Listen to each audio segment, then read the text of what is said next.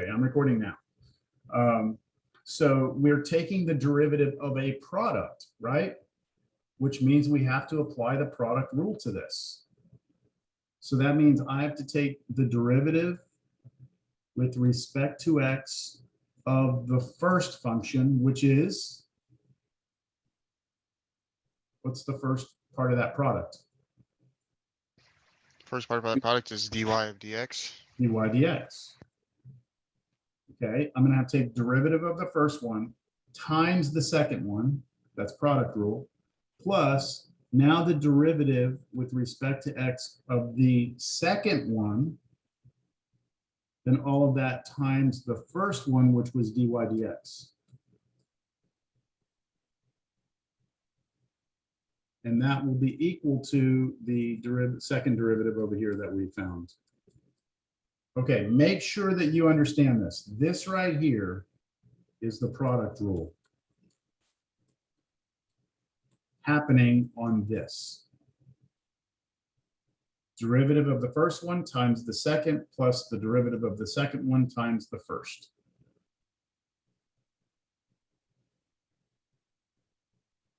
Now, if there aren't any questions,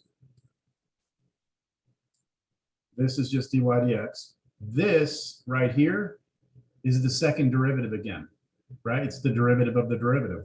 So this is going to be d like squared y over dx squared. So there's a second derivative times x plus, what's this one? What's the dx dx? Dx over dx, or 1. That's a 1, right? So that's 1 times dy dx. We still have dy dx. So equals the second derivative of y with respect to x. Okay. We have finally gotten to a point where we have what we were looking for originally, right? We wanted the second derivative. We finally have an equation that has it in there. So what I'm going to do now is just move everything around. Everything that has green in it, let's move it to the left.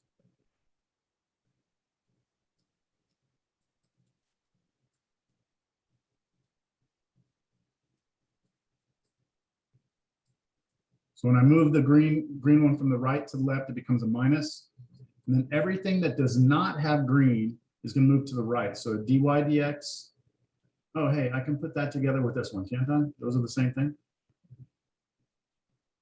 So if I subtract them both, I should get -2 of these dy dx's.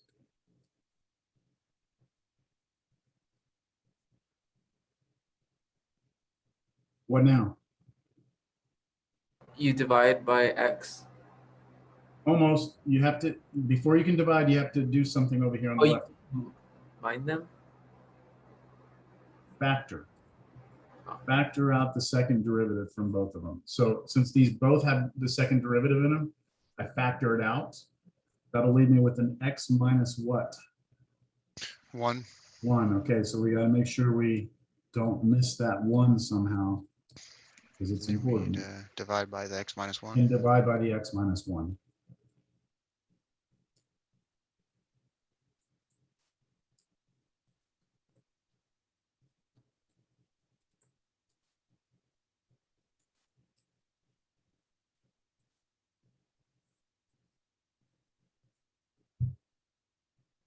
So there we go. If I want to know the second derivative of y with respect to x, here's what I have to know. I have to know what x is, and I have to know what the first derivative is. Remember this, remember these equations were implicit equations. Where's the original problem? This was an implicit equation. So if we were to graph this, right, we would have some curve. If we go to some point on that curve and want to know the slope of the tangent line, we're going to need to know the point. Well, this is saying if we want to know the second derivative, we're going to need to know not only the x coordinate of the point, but we're going to need to know the actual slope of the tangent line at that point. So there's a lot that we would have to know, but if you could figure out what those were, you'd be in business. Now watch, we have one last step. And this step always seems to get people. dy dx, right? I'm going to go back up to the original. Remember when we were at this step right here? And we said we could solve for dy dx, but I didn't. Right? I didn't solve for dy dx because I wanted to show you how you could just take the derivative again. I'm actually going to solve for dy dx now. So I'm going to put dy dx times x minus dy dx equals negative y. So what I did here is just move the dy dx's to the left, move the y to the right. I'm going to factor out a dy dx. That leaves me with x minus 1 equals negative y. And then finally, I'll divide by x minus 1.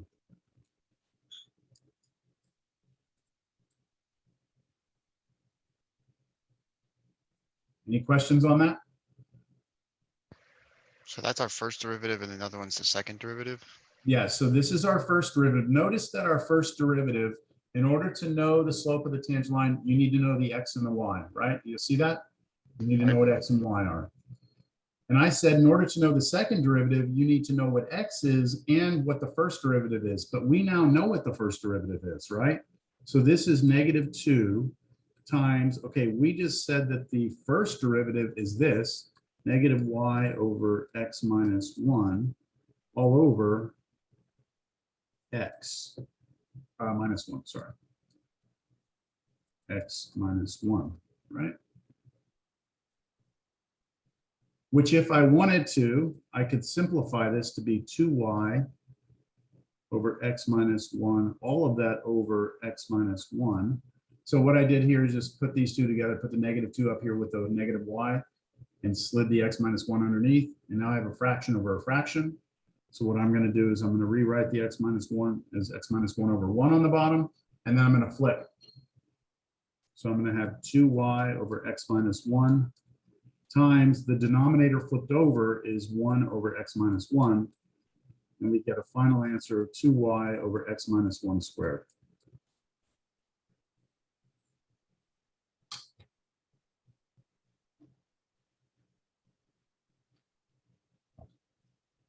I think it's safe to say that there's a lot of room for error here, isn't there? Yeah, it's 2 pages of scratch work, so. Yeah. So again, we start off with an equation. We wanted the second derivative, so we did the first derivative. Once we got the first derivative right here, we took the second derivative by taking the derivative again on both sides. Implicit differentiation. We got that, worked it out, product rule, a bunch of things we had to pay attention to. We got the second derivative by itself, isolated, and then we got the answer. We realized that the first derivative appears in the second derivative, so we went ahead and solved the first derivative in terms of x and y. We replaced that in here, and then we cleaned it up algebraically to get a nice algebraic answer.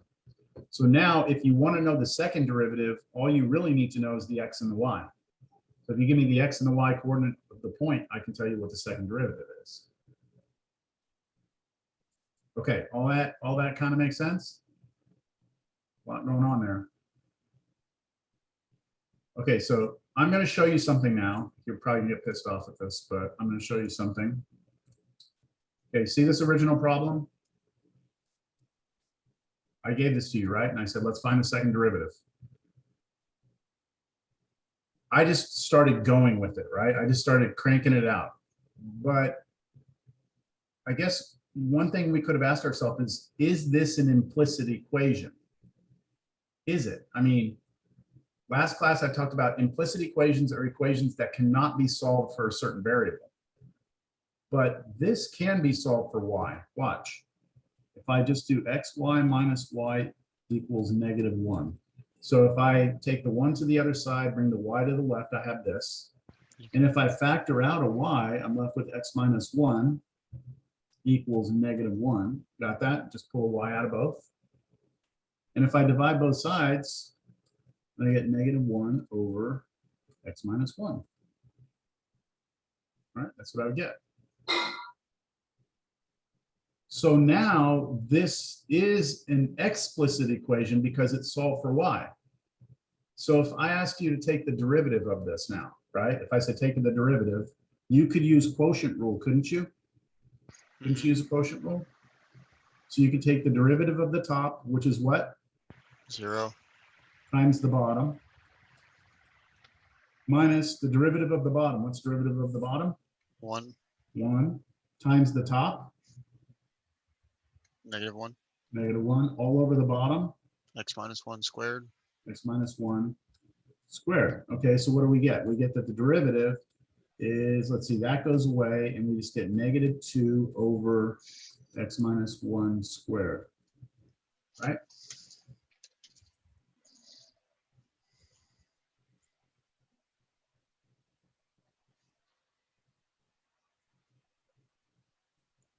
Okay, so don't, yeah, I guess I'll leave it like this for now, okay? Just bear with me here, okay? Bear with me. Let's do the second derivative. So let's take derivative again. Second derivative, quotient rule again. Derivative of the top, 0, 0. times the bottom, x minus 1 squared. That's not going to matter, right? Minus. Now, very carefully, what's the derivative of the bottom, and what rule do you have to use? Or what rule do you have to use to take this derivative? This is going to be the chain rule. Chain rule. Because you have something squared, right? Right. So you have an outer function, inner function. So you first start with the outer function. So the 2 comes out, x minus 1 to the first power, times now the derivative of what's in here, which is just 1. And then finish off the quotient rule times derivative of, times the top, which is -2. All of that over the bottom squared. Isn't -1 times -1 just 1? Yeah. Oh, yeah, I don't know why I did that, everyone. Sorry, that's a mistake. This is a 1, thank you. See that -1 times -1, I know what I did. You obviously know what I did too. That's why we put it in parentheses, so we don't accidentally put -2, but this, my brain just shut down there. Okay, so how does that change things? That's still 0. This is a,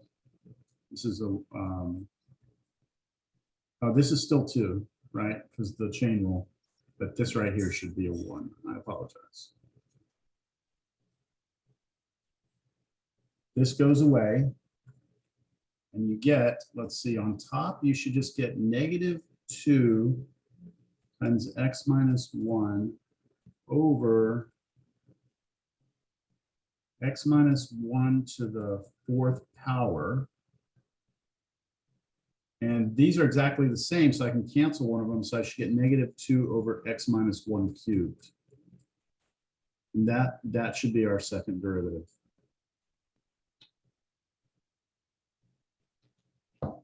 Okay, questions there? Does that match the answer we got just a second ago? No, that's why I was about to ask. It doesn't match. Let me copy this. We got this, didn't we? Right. We got this. And that is not the same, right? These are not the same, but this one has a y in it. This one doesn't have a y in it. So let me go back up here. When did we solve for y earlier, didn't we? Did we solve for y? Yeah, we did right there. So what would happen if you take that y and stick it right there? Let's see what we get. We get 2 times -1 over x minus 1 over the bottom x minus 1 squared. And here, if we just clean this up, just do some algebra here, you will get this. You get -2 on top over x minus 1, and then you have x minus 1 squared on the bottom. So you flip it and bring it up, and you'll get that answer. So the only reason I showed you this example is that if you can solve for y, if you can, it's easier to solve for y and then go get the second derivative. As long as you don't screw up and put -1 times -1 is -2, as long as you don't make that mistake, then everything is pretty clean. But if you can't solve for y, if you cannot do it, then this is the way we have to go. All right. This is what you have to do. So this was really just to show you that we got the same answer. Like, both methods get you to the same answer. They might look a little different, but they should be the same result. All right. No matter how you do it, it should give you the same answer. And that's what makes math beautiful, is that as long as you don't break any rules, everything should come out the same no matter who's doing it, right? shouldn't get two different answers from two different people using the correct rules, right? Can't have that ambiguity or gray area in math. Okay. All right, so one more thing before we move on. I like to show this example because a lot of students are somewhat familiar with it, may have seen this before. Hold on, I've actually forgotten it. P times V equals nRT. Anyone seen that formula before, that equation? Is it like in chemistry? Chemistry, yeah, Gas ideal law? something like that, right?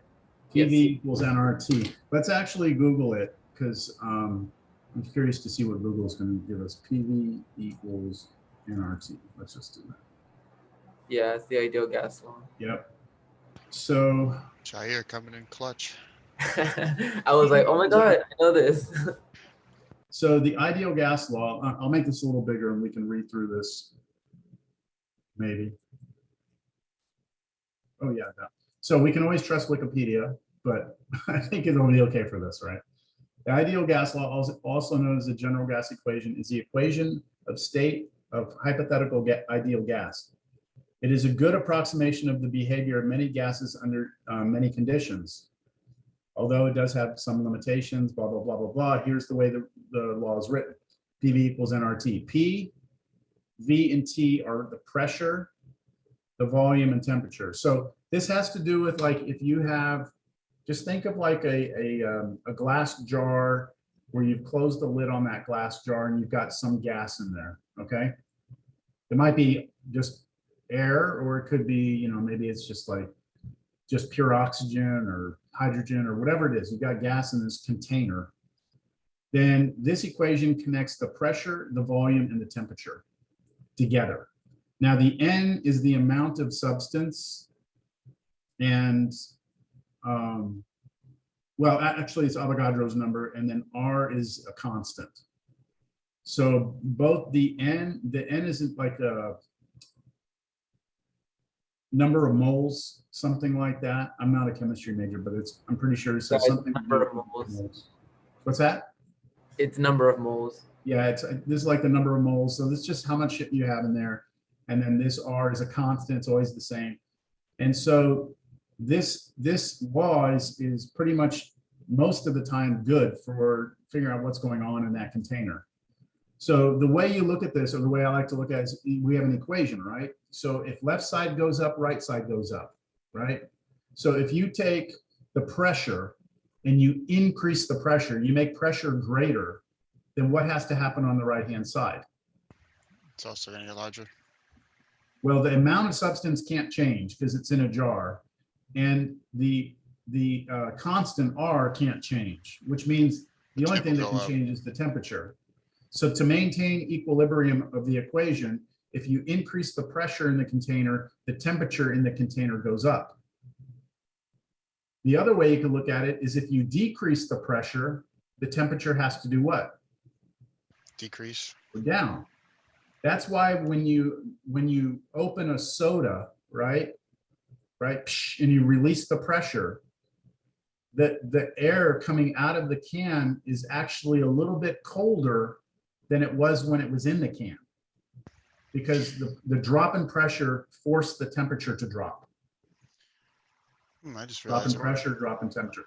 Now we use this in South Texas every single day because we all have air conditioners in our house, right?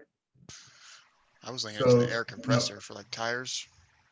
What's that? I said I was linking it to like an air compressor that you fill up like your car tires with. You know, the more pressure you build up, the hotter the tank gets, and it's Yeah. got like the stickers, so you can't touch it, you can burn yourself, etc. So And when you spray the air out of the hose, it's always colder than yeah. So air conditioners, right? Let's take the air conditioner in your house, right?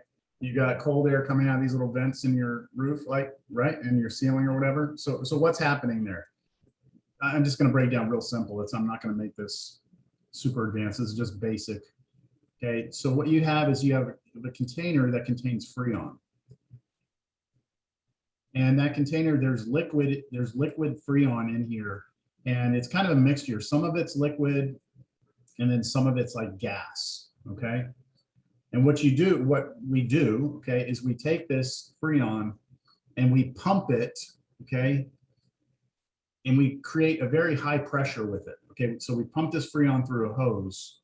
Freon's going through here and we pressurize it. So high pressure, high P, okay? And then there's this little orifice, this tiny little nozzle within the pipe where you're trying to pump this Freon through that tiny little hole. And what happens is on the left side of the hole, it's high pressure. Once the Freon gets past the orifice, it's low pressure, okay? This whole system is like a big container. So what happens here is that on this side, you've got a certain temperature. If you're going to drop the pressure on the other side of that orifice, then your temperature has to drop. So what happens now is you get this really cold Freon coming through this pipe. It's super cold.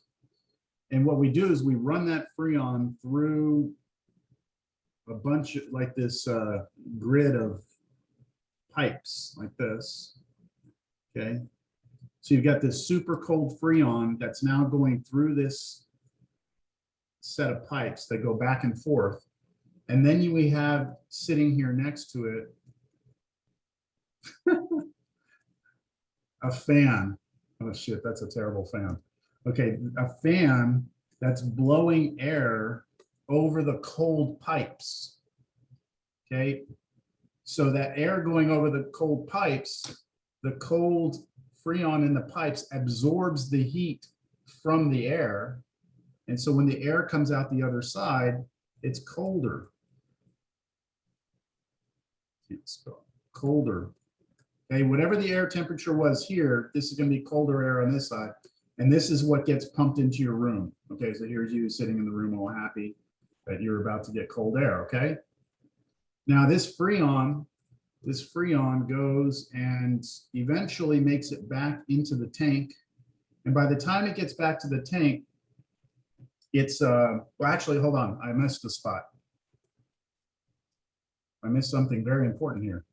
This Freon goes, this Freon goes, after it gets past the fan, it goes outside your house. Okay, it goes to the outside of your house in this pipe.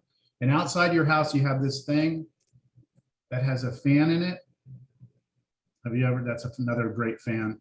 And it's blowing air straight up. Have y'all seen that outside? You go outside and you have this big thing outside. Y'all seen that thing outside? You know what I'm talking about, right? By the condenser, right?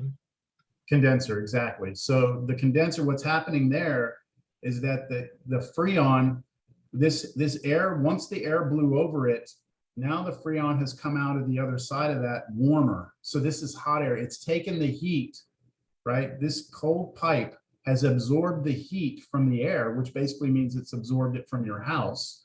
And now you got this hot Freon or warm Freon that goes outside of your house. It gets run around this condenser unit that has a fan that sucks air in and blows out. So when you put your hand over it, you'll feel hot air, okay? That hot air is the hot air from your house coming out, okay?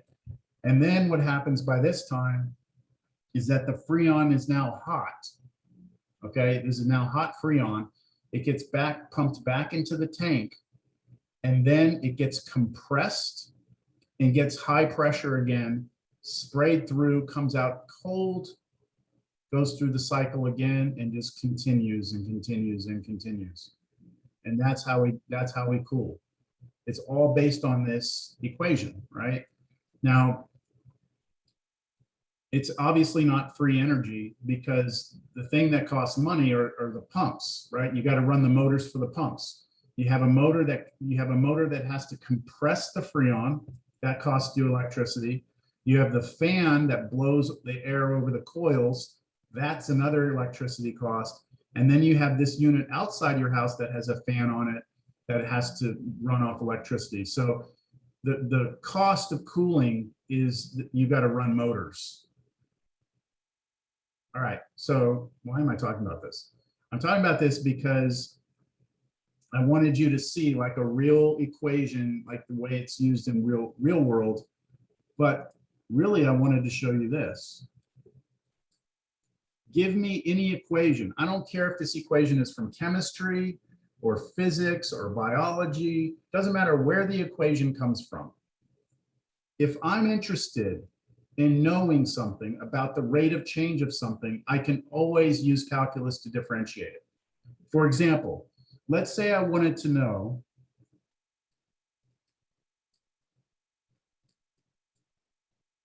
the rate at which the temperature changes with respect to pressure.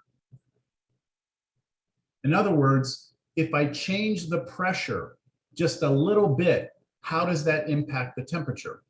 A small change in pressure has some impact on temperature, right? What is it? What is the relationship? So here's what we do. We take the derivative of the equation with respect to what? P, so it'd be D over dP. I'll go d dp of the left side equals d dp of the right side. Now on the left side, I have a product because P and V are variables, right? P and V are both variables. So if I'm going to take the derivative with respect to P of that product, I'm going to have d dP of P times V plus d dP of V times P.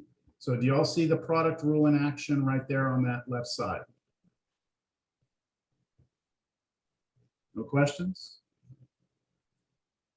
On the right side, let me write it down.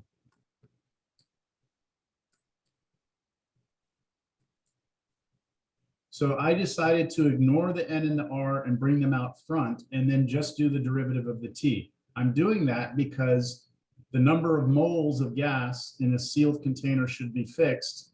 And this number is also a constant. So I can treat them like constants. I don't have to do any product rules. I just bring them out front. They're coming for the ride. And now I just figure out what all these things are. What is dP? 1. 1. Okay, so that's 1 times V plus now dV/dP. That's this, that's not 1 Times times P. P equals NR dT/dP, which is not 1. And I'm interested in dT/dP, which is this. So let's get it by itself. So all I'm going to have to do is divide both sides by NR.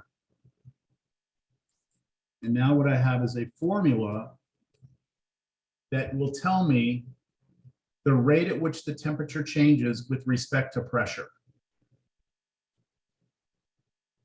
That's so Now, what do crazy. I need to know to answer the question, though? If someone asks me, hey, how much is that pressure changing if I change the temperature a little bit? What I'm going to need to know to answer the question is tell me the volume of the container. Tell me the pressure at that instant in time you're talking about. And I also need, and this is the big one, I also am going to need to know how much the volume is changing with respect to pressure. So if there's a small fluctuation in volume, I need to know what that is. Okay? So again, I can't restate this or I can't overstate this. This is a rate of change, isn't it? Rate of change of something. And in order to know what that rate of change is, I need to know some other things, including another rate of change.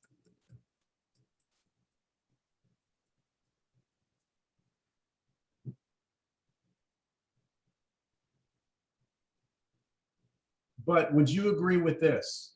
This rate of change is somehow related to that rate of change. There's a relationship between these two rates of change. They're both in respect to P. Yes, but when I say they're related, I mean, there's an equation that connects them, right? So there is a relationship between the two rates of change. Yeah, isn't the dt over dp, isn't that gonna be, I don't know if the technical term, maybe instantaneous, or it's gonna be Yeah. the This is an second derivative? instantaneous rate of change, and somehow it is related to another instantaneous rate of change. They are related. They are related rates of something, right? These two rates are related. They're related rates. Agreed? Not Okay. sure how, but yes, I agree they're I related. mean, the relationship is this equation. That's the relationship, Oh, okay. right? That, I mean, whatever the relationship is, there is a relationship because we have equality between these two rates of change. Right? This rate is somehow equal to this rate, but you have to throw a bunch of other shit in here, and then there's a relationship, right? And would you agree that that would happen pretty much with any equation you ever came up with?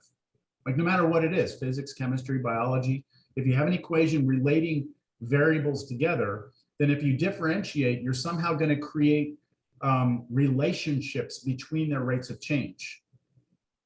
You can always create those relationships by taking derivatives. Make sense, kind of, huh? Just the idea? Yeah, yeah. Okay. So that leads us into the next section, which is called related rates. Okay, this is all about trying to figure out answers to questions where the rates that things change are somehow related to one another. Just like we just did. All right, so little precursor here. We have reached one of the harder sections in the class because it's word problems. So, you know, historically, students don't like word problems. But at the end of the day, it's really just going to be differentiation. It's can you turn the word problem into the math? Okay, so here we go.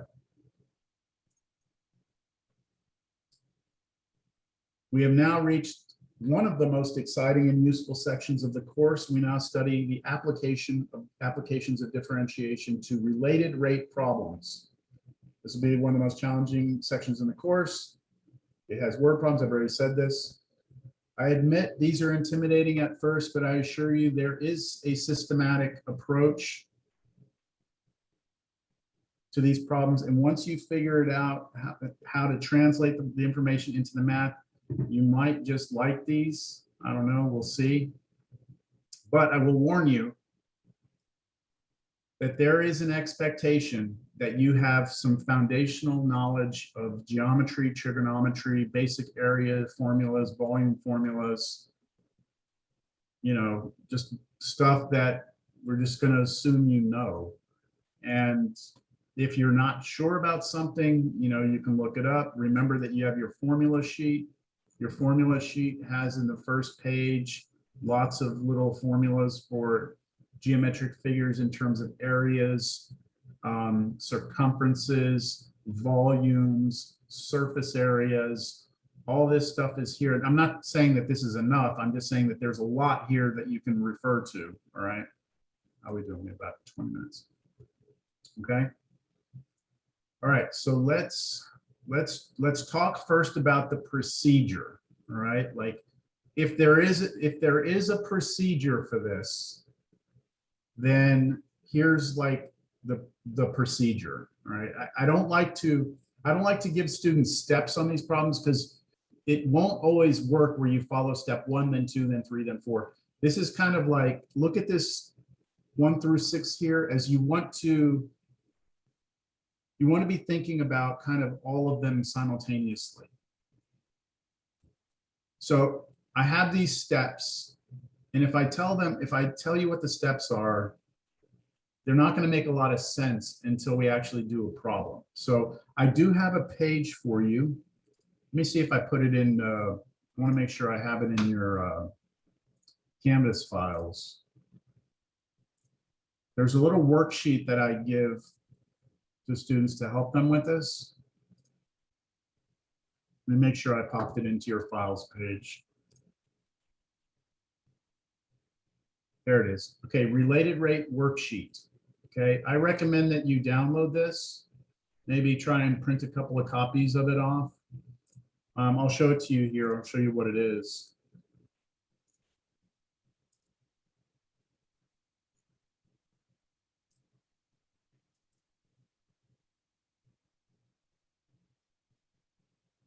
Okay, so here's the related rate worksheet. Let me make it a little bit smaller. It's too big. Come on, man.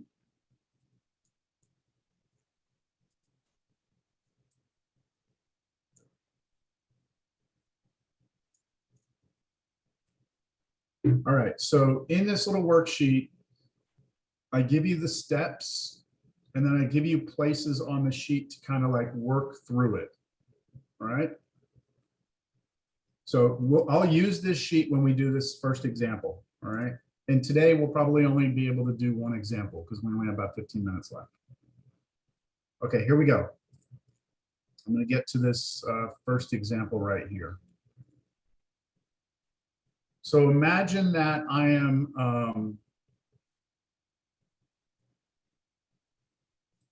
pouring onto the ground. Let's say I'm pouring oil or something onto the ground, and it's forming a puddle on the ground and it's growing as I pour oil in. So it looks something like this. Okay, so we're looking from the top down, looking at this puddle growing. Oh, hold on, I have to pause this before I make it bigger.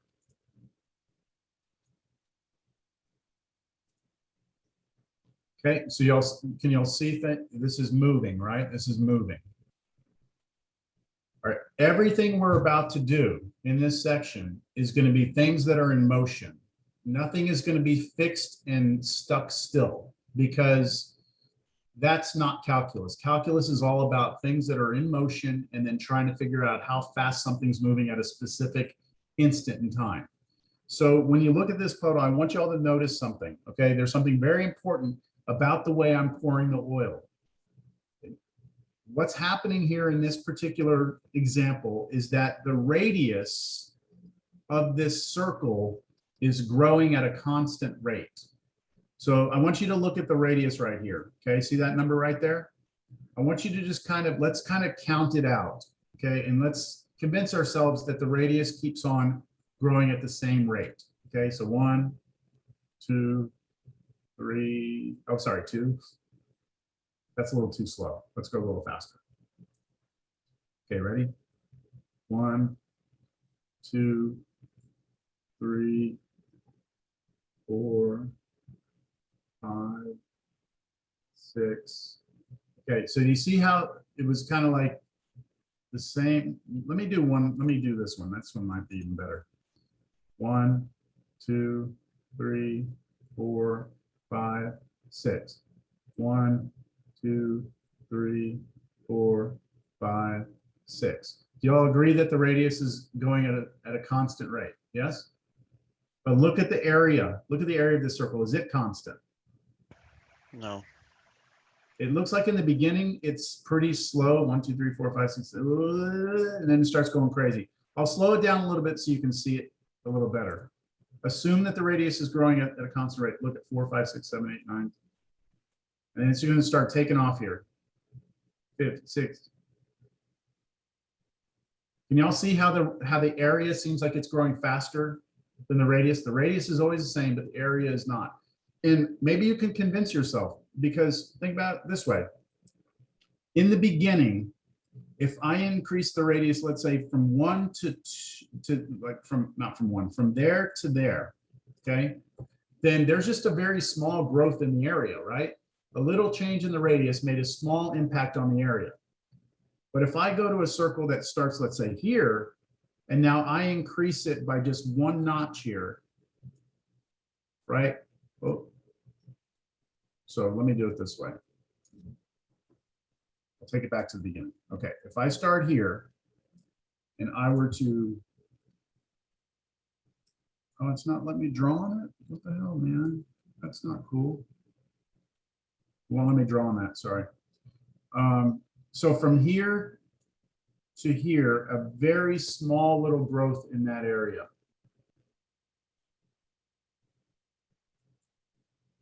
I'm not happy.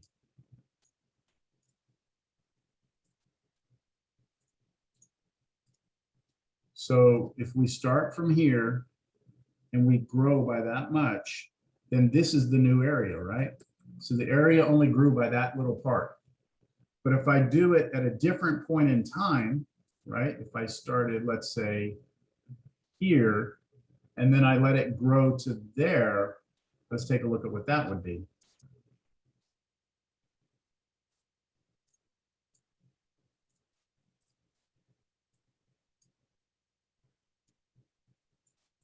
So that would be, we started here. And we grew by one little notch, and now we have all this new area, right? So the bigger the circle gets, each little incremental jump in growth contributes a bigger part to the area. Do you all understand that? So as the radius grows, okay, as the radius grows, the area grows. Agree with that? As the radius grows, the area grows. The question is, at a specific moment in time, I want to know how fast the area is growing. So I have to go back to my picture here. Let's say I say right there, right when I clapped my hands, at that instant, okay? At that instant, which was back here. When I clap my hands right there, I want to know at that instant, how fast is the area growing? That's the question. Another question would be, let me see, right, let it keep growing. And now I say, ready, there. So if I clap my hands there, sorry, that was loud. Right there, how fast is the area growing? Those are going to give you two different answers, aren't they? Because when it's small, it's not growing as fast as when later. So how do we figure that out? Like, how do we answer that question? It seems like this would be a very difficult thing to do, but we'll be able to do it. Here we go. So this is going to be our one and only example for the day. Put the problem here. Let me go grab that related worksheet here. Throw it in down here.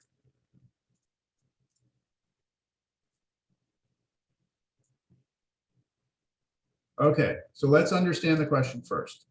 If the radius of a circle is increasing at a constant rate, so I'm telling you that this radius is growing constant, all right? And I'm telling you how fast it's growing. I'm saying it's growing at a constant rate of 0.5 foot, 0.5 feet every second. That right there is a rate. That's a speed. Do you all agree that that's a speed? How do you know it's a speed? Feet per second, right? So Feet per distance second. over time. Distance over time. This right here is a rate. And we all know that rates are derivatives. I hope you know that. Okay, all rates are derivatives. So we are given the rate at which something is changing, and specifically here, the radius, right? The radius of this circle is increasing at a constant rate, and that rate is given here. Then the question is, how fast is the area increasing? How fast is the area increasing? So when you see how fast, you need to be thinking to yourself, oh, I want to know the rate, right? I want to know the rate that the area is increasing. That means you want to know what a derivative is. What you want to know a derivative. And then this last piece, when is 4 feet, that's kind of like the instant in time. That's when I clapped my hands, okay? So the circle's growing. And when the radius hit 4 feet, right at that instant is when I want to know all this information. Now you have to think about this because this is pretty abstract. Let's say I'm running, right? I'm running. And someone takes a picture of me running. There I am, right? And then they show that picture to someone and they say, hey, how fast is he running? There's no way you'll ever be able to tell how fast I was running because I'm frozen, right? I'm not moving. So the only way you can ever tell what I'm doing, how fast I'm going, is if you don't fix You cannot fix me. You cannot take a picture. You have to let things move and then look. So when we're doing these problems, this instant part, it's important that you don't go try and plug this in. Like if I know the radius of a circle is 4, can't I find the area? Right? If I know the radius of a circle is 4, you can find the area. Area of a circle is pi r squared. So if I give you the radius is 4, of course you can tell me the area. But that's not what we're asking. We're asking how fast is the area changing? Okay, so I hope I've kind of broken down the pieces of the words. Let me get to the actual steps. So first thing we want to do is draw a picture of the scenario that we're looking at for the exact moment in question. So what I'm asking you to do is take a snapshot of the picture of what's going on at the exact moment that we're interested in. And that in fact does mean draw a circle and make its radius equal 4 feet. Okay, that's the instant picture. That's someone took a picture at that moment that they're interested in. Okay, everyone got that? We'll start with that picture. All right, now the next picture is to draw a picture of the scenario for the general situation. That means you're not allowed to stop the clock. You have to let the clock keep running, okay? So that means I'm gonna have a circle, right? Does everyone see that the circle is growing, right? It's growing. So it has a radius, doesn't it? Do we know the radius? No, it's moving, okay? It's changing. So we're not gonna fix it. So we're just gonna call it R. It's a variable, right? This is us when we take the picture, yes, the radius is 4, but in general, as it's in motion, the radius is just the radius, okay? We also want to assign variables and rates and constants. Write down what is given and what it is you want to find. Okay, this is a critical moment here of this problem. I want to write down what I'm given and I want to write down what I want. So when we were looking at this, they told us that the radius of the circle is increasing at a rate derivative, right? Derivative. What's the rate? 0.5 feet per second, right? That was given to us. The question is, what is it? What is the 0.5 feet per second? It's the rate at which what is changing. It's the rate at which the radius is changing. Okay, with respect to what? Drum roll. With respect to what? The time. Time? The radius? Time. Yeah. Time, right? Seconds. So let's call it T for time. So this is the rate derivative that R is changing with respect to time, which is a clock that's running in the background. So we are given the rate of change of R with respect to time, which is 0.5 feet per second. Does that make sense to everyone? No questions? I have 4 minutes. I want to also write down what I want. So what is it we were looking for? That's the red. How fast is the area increasing, right? Fast is a speed. We want to know how fast something's going. We want to know the rate it's changing. That means we want to know a derivative. The derivative of what though? The derivative of the derivative, because it's instantaneous rate of change, right? No. No, It's- no. We want to know how fast what's DR. changing. GT. How fast what's changing. R in respect to T. No, we know what the radius is doing with respect to T. It's always 0.5. It's constant. The whole time it's always this. We want to know how fast the area is changing, right? That's what we want to know. So what do we want to call area then? What letter should we assign to it? A. A. Let's go with A. So we want to know dA dt, right? That's what we want to know. A D T. Question mark. That's what we want, right? And we also would like to know what that area is changing. Okay, we want to know that rate of change of area, but we want to know it at exactly what moment. At the moment 4. R is 4, right? At the moment R is 4 is when we want to know how fast the area is changing. I talked about this a minute ago. If we're talking about a small circle, then of course a little bit of change doesn't make a big difference. But if we're talking about a big circle, then a little bit of change makes a huge difference. So it's very important for us to know the moment that we were interested in. Okay. I hope that makes sense. We okay on that? Mhm. Okay, now go back to what we did before when I was showing you this. I said, hey, everyone, look, if we start out with an equation that has some variables in it and we decide to differentiate it, then when we differentiate it, we're going to get relationships between these rates of change, right? Like we're gonna have relationships when we differentiate, right? So if you give me any equation and I start differentiating it, I'm going to have this related rates we will create related rates of change. So when you're looking at this problem, we're kind of working backwards. We're saying, look, I know what that rate of change is, and I want to know what that rate of change is. If I just had an equation that somehow related those two variables together, then I know if I differentiate it, those two things will appear. So what equation always will connect the radius of a circle to its area?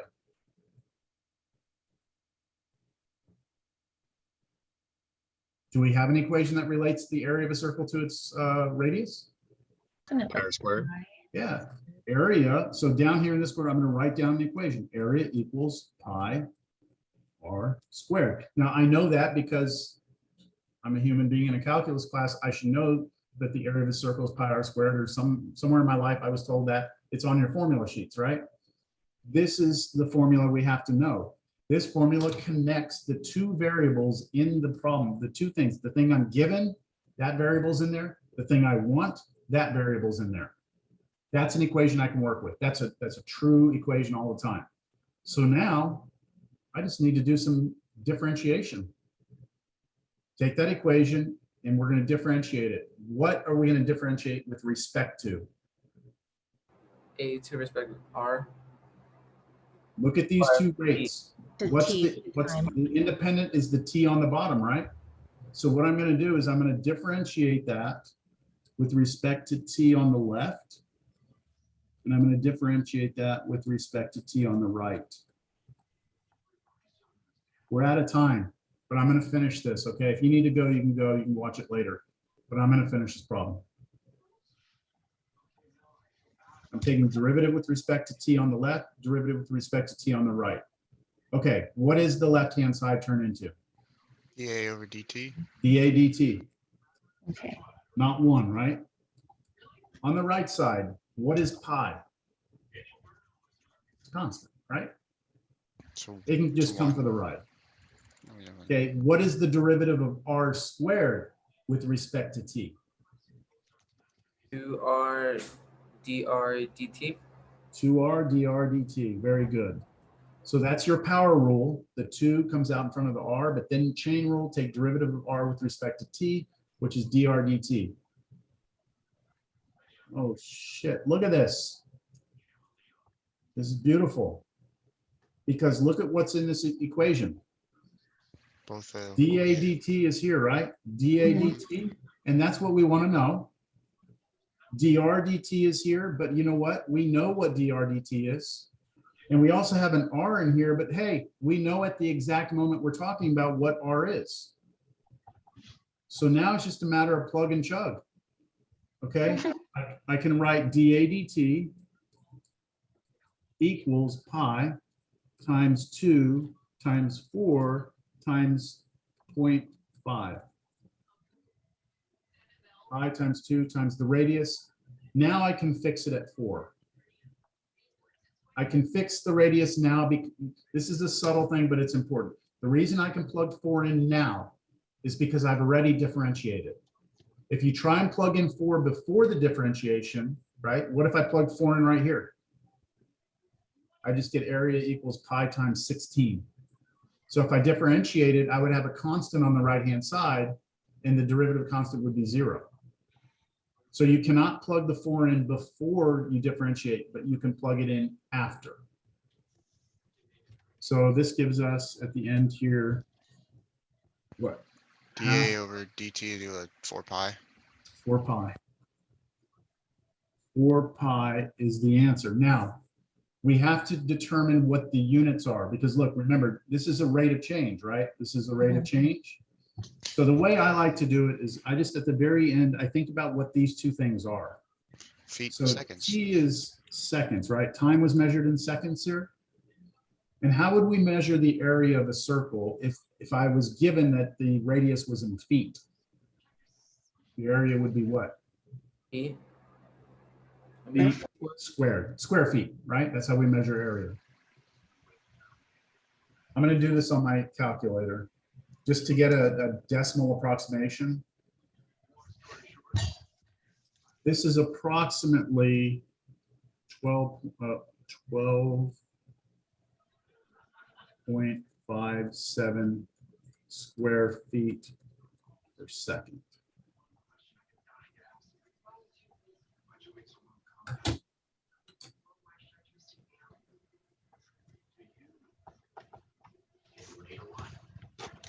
Okay, so going back to this picture. If we were to let this thing grow on the ground, it's growing and growing and growing and growing, and I say right there at that instant when the radius was 4, at that instant in time, tell me how fast the area is increasing. You would tell me 5.7 approximately. 12.57 square feet per second is the instantaneous rate of change of area. Mhm. Now, it's important to know that 1 second later, it's a different rate of change.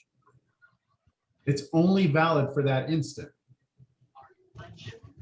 Half a second later, your rate of change is different, which might make you think, well, why would I ever care to know about any of this? But, you know, one thing that I can think about just right off the top of my head is, you know, if you're working on an engine,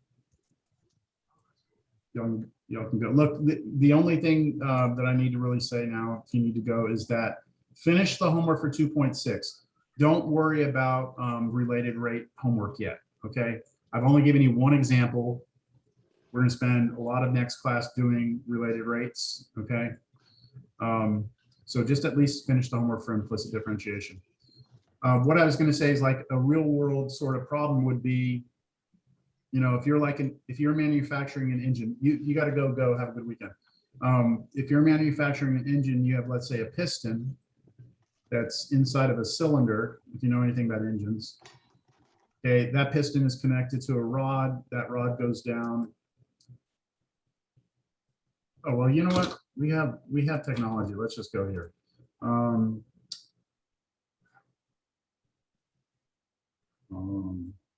Piston, engine, Diagram. motion. Probably. Here we Where go. are you going, Ocean? I want a video, man.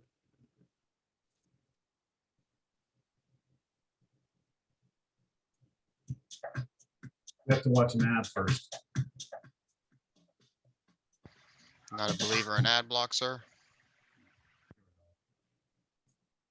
The first step in this cycle is They're not going to show. They're not going to Next show a step real is the video. compre- Come on, man. You'll have better than that. That's bunk. Okay, let me see. Maybe this one.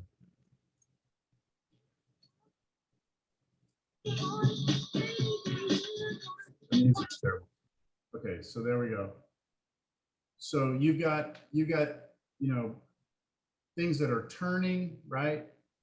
You got this rotation, pistons going up and down, right? This right here, this what do they call it? I forgot the name of that. The piston, then you have the rod, right? The rod for the piston right there. So if you have this rod coming down that's attached here to this thing that's turning, okay, this is turning at a certain rate, right? This thing is turning at a certain rate. You would like to know things like when this piston gets to the top, right? When it gets to the top of its motion, right? At that instant in time, how fast is this turning? Something down here. Well, what you have to do is you have to create some sort of geometry here, maybe triangles, and then try and relate the rotation, the theta rotation here to how fast this side or sorry, how fast this side is moving. So it's all about some geometry, connecting variables together, differentiating, and then you have a relationship between the rates. So you can say, okay, top of stroke, here's the rotation we have down here. Does that make sense? And you do it for any instant time. When it comes to the bottom of the stroke, okay, how fast is it turning? And no matter, I mean, anything you can think of in the real world that's in motion, you can do this with. So it's a very powerful thing, related rates, and we'll do plenty more of it next week. Okay, I'm gonna send you all the key to the exam. Now, I took the exam while y'all were taking the exam, and it took me 16 minutes. So I didn't check if I made a mistake in there. It's because I just blew through it real fast to make sure there weren't any typos. So I'm gonna send you the key. If you find a mistake, let me know. I don't think there's one, but you never know, we're all human, right?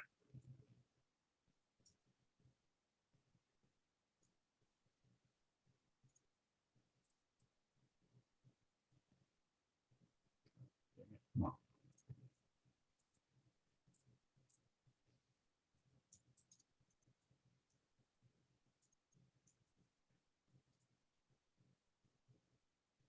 Oh, did I not save it yet?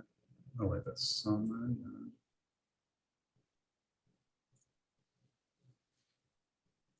I don't think I had saved it yet. Thanks.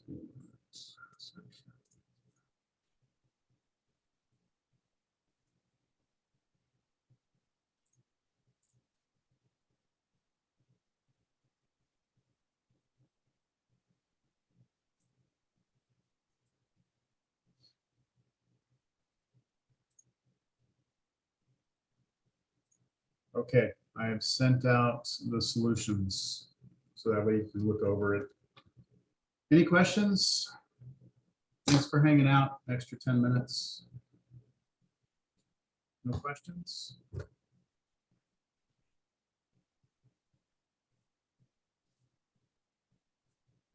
Oh, you said you were gonna try to get to these tonight for grading? I'm gonna try, there's a basketball game tonight. I think I'm gonna just sit here and grade and watch the game. Well, hold on now. You're a basketball fan. I like basketball. What team? What's your team? I hope you don't say the Spurs, just because that would be too cookie cutter. You What's go wrong- away, Bree. What's wrong with the Spurs, Cody? Nothing's really wrong with the Spurs. I just personally don't like Popovich, so it's more of my opinion. He's a great coach. All that. I just don't like it. It has nothing to do with his political opinion at all. He could be left, right. I don't like it when I go to watch basketball and I see politics there too. And I respect he's using his platform, all that. I don't know. It's just something about, I mean, I just don't like it when they mix the worlds like that to that extent for me. Yeah, personally. I can understand that. I think Popovich is, well, you know what? I should probably turn off my recording because, you know. Yeah, we might, we're getting into a little bit of a gray